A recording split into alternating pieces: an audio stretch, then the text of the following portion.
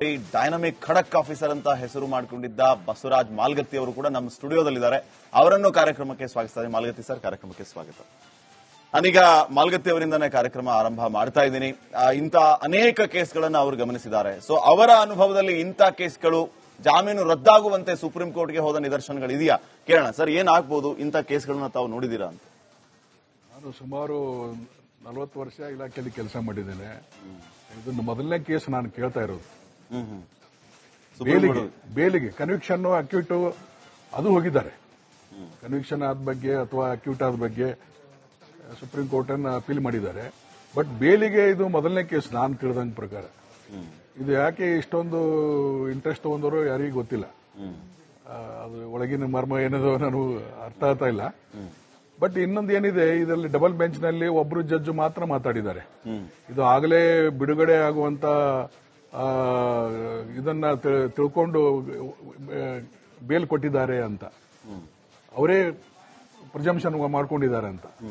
But ಅದು ನೋಡಿದ್ರೆ ಇನ್ನೊಬ್ರು ಜಡ್ಜ್ ಏನೂ ಮಾತಾಡಿಲ್ಲ. ಬಟ್ ಅಕಸ್ಮಾತ್ ಇವರೇನಾದ್ರೂ ಇದರಲ್ಲಿ ಇನ್ವಾಲ್ವ್ಮೆಂಟ್ ಏನಂದ್ರೆ ಆ ಜಜ್ಮೆಂಟ್ ನಲ್ಲಿನೇ ಆಲ್ರೆಡಿ ಟ್ರಯಲ್ ಆದಂಗೆ ಆಗ್ಬಿಟ್ಟದೆ. ಆಲ್ರೆಡಿ ಜಜ್ಮೆಂಟ್ ನಲ್ಲಿ ಹೈಕೋರ್ಟ್ ನಲ್ಲೂ ಆಗಿದೆ, ಸುಪ್ರೀಂ ಕೋರ್ಟ್ ನಲ್ಲೂ ಅದೇ ತರ ಆಗಿದೆ. ಬಟ್ ಒಂದು ಹೇಳಲಿಕ್ಕೆ ಇಷ್ಟಪಡ್ತೇನೆ, ಈ ಇಬ್ಬರು ಏನು ಜಡ್ಜ್ಗಳಿದ್ದಾರೆ, ಇನ್ನೊಬ್ರು ಏನೂ ಮಾತಾಡಿಲ್ಲ, ಅವ್ರೇನು ಕಮೆಂಟ್ಸ್ ಮಾಡಿಲ್ಲ. ಇದು ಹೈಕೋರ್ಟಿಗೂ ಇಂಡಿಪೆಂಡೆಂಟು, ಸುಪ್ರೀಂ ಕೋರ್ಟ್ಗೂ ಇಂಡಿಪೆಂಡೆಂಟು. ಕಮೆಂಟ್ ಮಾಡಬಹುದು ಹೊರತಾಗಿ ಇದು ಏನು ಮಾಡ್ಲಿಕ್ಕೆ ಸಾಧ್ಯ ಇಲ್ಲ ಅವ್ರ ಮೇಲೆ. ಬಟ್ ಒಂದನ್ನ ಅರ್ಥ ಮಾಡ್ಕೋಬೇಕು, ಇದು ಅಕಸ್ಮಾತ್ ಏನಾದರೂ ಆ ಜಜ್ಮೆಂಟ್ ವಿಂಡಿಕ್ಟಿವ್ ಆಗಿ ಏನಾದರೂ ಅವ್ರು ಏನಾದರೂ ನಾವು ಬೇಲ್ ಕ್ಯಾನ್ಸಲ್ ಆದರೆ ಮುಂದೆ ಡಿವಿಷನ್ ಬೆಂಚ್ ಇರ್ತದೆ ಅಪೀಲ್ ಮಾಡಲಿಕ್ಕೆ. ಡಿವಿಷನ್ ಬೆಂಚ್ಗೆ ಅವರು ಅಪೀಲ್ ಹೋಗಿ ಸ್ಟೇನು ತರಬಹುದು.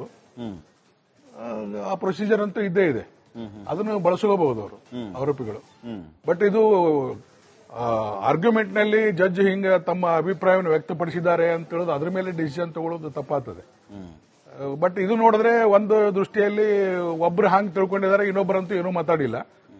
ಸೊ ಇಬ್ಬರದು ಸೇರಿನೇ ಜಜ್ಮೆಂಟ್ ಮಾಡಬೇಕಾಗ್ತದೆ. ಅದು ಯಾವ ರೀತಿ ಜಜ್ಮೆಂಟ್ ಆಗ್ತದೆ ನೋಡೋಣ, ಇನ್ನೊಂದು ಅರ್ಧ ಗಂಟೆಯಲ್ಲಿ ಗೊತ್ತಾಗ್ತದೆ. ಬಟ್ ಒಂದನ್ನ ಹೇಳಿಕ್ಕೆ ಇಷ್ಟಪಡ್ತೇನೆ, ಇದರಲ್ಲಿ ತನಿಖೆಯಲ್ಲಿ ಏನಾಗಿದೆ, ಇವನು ಹೊಡೆತದಿಂದನೇ, ದರ್ಶನ್ ಹೊಡೆತದಿಂದನೇ ಮೃತ ರೇಣುಕಾಚಾರ್ಯ ಸ್ವಾಮಿ ಸತ್ತಿದ್ದಾನೆ ಅಂತ ಏನು ಇದರಲ್ಲಿ PM ರಿಪೋರ್ಟ್ ನಲ್ಲಿ ಏನಿಲ್ಲ. ಇವ್ರ ತನಿಖೆಯಲ್ಲಿಯೂ ಅದು ಪ್ರೂವ್ ಆಗಿಲ್ಲ. ಇವನು ಹೊಡೆದಿಂದನೇ ಸತ್ತಿದ್ದಾನೆ, ಇವನೇನು ಬೂಡ್ ತಗೊಂಡು ತುಳಿದ ಮರ್ಮಾಂಗಕ್ಕೆ ಅಂತ ಹೇಳ್ತಾರೆ. ಅದೇ ಕಾರಣದಿಂದ ಡೆತ್ ಆಗಿದೆ ಅಂತ ಅನ್ನೋದು PM ರಿಪೋರ್ಟ್ ನಲ್ಲಿ ಏನಿಲ್ಲ.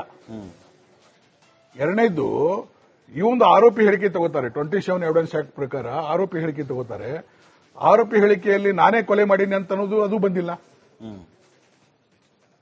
ಸೊ ಇವೆಲ್ಲ ತನಿಖೆಯಲ್ಲಿ ಲೂಪ್ ಹೋಲ್ಸ್ ಇದಾವೆ. ನಾವು ಯಾವಾಗಲೂ ತನಿಖೆ ಮಾಡಬೇಕಾದ್ರೆ FIR ಪೂರಕವಾಗಿ ಮಾಡ್ತೇವೆ. FIR ದಲ್ಲಿ ಏನು ಚಾರ್ಜಸ್ ಇರ್ತವೆ ಅದ್ರ ಪೂರಕವಾಗಿನೇ ಸ್ಟೇಟ್ಮೆಂಟ್ ತಗೋತೀವಿ. ಅದು ಮುಂದ್ಗಡೆ ಅವರು ಈ ಪೊಲೀಸರು ಒತ್ತಾಯ ಮಾಡಿ ಅದಕ್ಕೆ ಬದಲಿಸಿಂದ ನಂದು ಹೇಳಿಕೆ ಆರೋಪಿ ನಾನೇ ಕೊಲೆ ಮಾಡಿದೀನಿ ಅಂತ ಹೇಳೋದಕ್ಕೆ ಹೇಗೆ ಸಾಧ್ಯ ಸರ್? ಆತ ಏನಾದ್ರು ಹೇಳ್ಬಿಟ್ರೆ ಅವ ಹೇಳೋದೇ ಇಲ್ಲ. ಹೇಳಿದ್ರು ನಾವು ಅದನ್ನ ಪರಿಶೀಲನೆ ಮಾಡ್ತೇವೆ. ನಾನೇ ಮಾಡಿದೆ ಅಂತ ಹೇಳಿದ್ರು ಕೋರ್ಟ್ ಒಪ್ಪೋದಿಲ್ಲ. ಅದನ್ನು ಪರಿಶೀಲನೆ ಮಾಡಬೇಕು. ಅದನ್ನು ಪರಿಶೀಲನೆ ಮಾಡಬೇಕಾಗ್ತದೆ. ನಾವು ಮಾಡ್ತೇವೆ, ಕೋರ್ಟು ಮಾಡ್ತದೆ. ಈಗ ಯಾರೋ 4 ಜನ ಬೈದ್ರೆ ಇದ್ರಾಗೆ ಬೈದ್ರಲ್ಲ, 4 ಜನ ನಾವೇ ಮಾಡಿ ಬಂದಿರಲಿಲ್ವಾ ಸ್ಟಾರ್ಟಿಂಗ್ ದಲ್ಲಿ? ಹಾಗೇನೆ. ಸೊ ಪ್ರತಿಯೊಂದನ್ನು ಪರಿಶೀಲನೆ ಮಾಡಿ, ವಿಚಾರಣೆ ಮಾಡಿ, ಸಾಕ್ಷ್ಯಾಧಾರಗಳನ್ನ ಆಧಾರವಾಗಿ ಇಟ್ಕೊಂಡು ಡಿಸಿಷನ್ ತಗೋತಾರೆ. ಇದರಲ್ಲಿ ಅಕಸ್ಮಾತ್ ಆದ್ರೂ ಆಗಬಹುದು, ಆಲಿಕೆನೂ ಇಲ್ಲ. ನೋಡೋಣ ಏನಾಗ್ತದೆ ಅನ್ನೋದು. ಎಸ್, ಮಾತಾಡ್ತೀನಿ ಸರ್. ಮುಂದಿರುವಂತಹ ಆಯ್ಕೆಗಳ ಬಗ್ಗೆ ನಿಮ್ಮನ್ನ ಪ್ರಶ್ನೆ ಮಾಡೋಕಾಗಿದೆ. ಡಾಕ್ಟರ್ ದಿನೇಶ್ ಅವರನ್ನ ನಾನು ಕೇಳ್ತೀನಿ. ದಿನೇಶ್ ಅವರೇ, ನಾವು ಗಮನಿಸಿದ್ದೀವಿ ಚಾರ್ಜ್ ಶೀಟ್ ಸಲ್ಲಿಸುವಂತಹ ಸಂದರ್ಭದಲ್ಲಿ ಮತ್ತು ಈ ಕೇಸ್ನಲ್ಲಿ ಬಹಳ ಮುಖ್ಯವಾದಂತಹ ಪಾತ್ರವನ್ನು ವಹಿಸಿರುವಂತದ್ದು FSL ರಿಪೋರ್ಟ್. ರಕ್ತದ ಕಲೆಗಳಾಗಿರಬಹುದು, ಆ ಸಂದರ್ಭದಲ್ಲಿ ಬಳಸಿದ್ದ ಬಟ್ಟೆಗಳ ಮೇಲೆ ರಕ್ತದ ಕಲೆಗಳು, ಪಾದರಕ್ಷೆಯಲ್ಲಿ ಆ ಶೆಡ್ ನಲ್ಲಿ ಇದ್ದಂತಹ ಮಣ್ಣಿನ ಮ್ಯಾಚಿಂಗ್, ಮತ್ತೊಂದು ಎಲ್ಲದರ ಬಗ್ಗೆ ಕರಾರುವಕ್ಕಾದಂತಹ ರಿಪೋರ್ಟ್ ಅನ್ನ ಕೊಟ್ಟಿದ್ದು, ಆ ರಿಪೋರ್ಟ್ ಅನ್ನ ಚಾರ್ಜ್ ಶೀಟ್ ನಲ್ಲಿ ಲಗತ್ತಿಸಿದ್ದು ಎಲ್ಲವೂ ಕೂಡ ಇದೆ. ಈಗ ಸುಪ್ರೀಂ ಕೋರ್ಟ್ ನಲ್ಲಿ ಪೀಠದ ಮುಂದೆ ಬಂದಂತಹ ವಾದಗಳು ಯಾವ ರೀತಿ? ಡೈನಮಿಕ್ ಖಡಕ್ ಆಫೀಸರ್ ಅಂತ ಹೆಸರು ಮಾಡಿಕೊಂಡಿದ್ದ ಬಸವರಾಜ್ ಮಾಲ್ಗತ್ತಿ ಅವರು ಕೂಡ ನಮ್ಮ ಸ್ಟುಡಿಯೋದಲ್ಲಿದ್ದಾರೆ.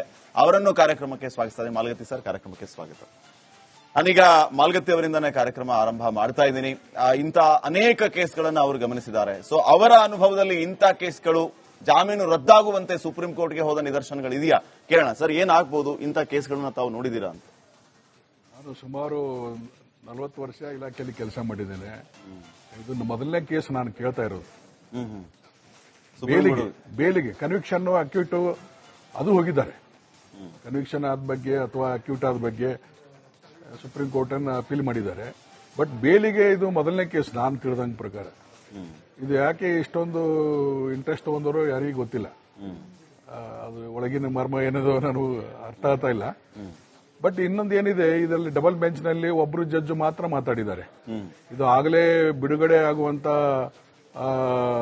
ಇದನ್ನ ತಿಳ್ಕೊಂಡು ಬೇಲ್ ಕೊಟ್ಟಿದ್ದಾರೆ ಅಂತ ಅವರೇ ಪ್ರಿಸಂಪ್ಷನ್ ಮಾಡ್ಕೊಂಡಿದ್ದಾರೆ ಅಂತ. ಬಟ್ ಅದು ನೋಡಿದ್ರೆ ಇನ್ನೊಬ್ರು ಜಡ್ಜ್ ಏನೂ ಮಾತಾಡಿಲ್ಲ.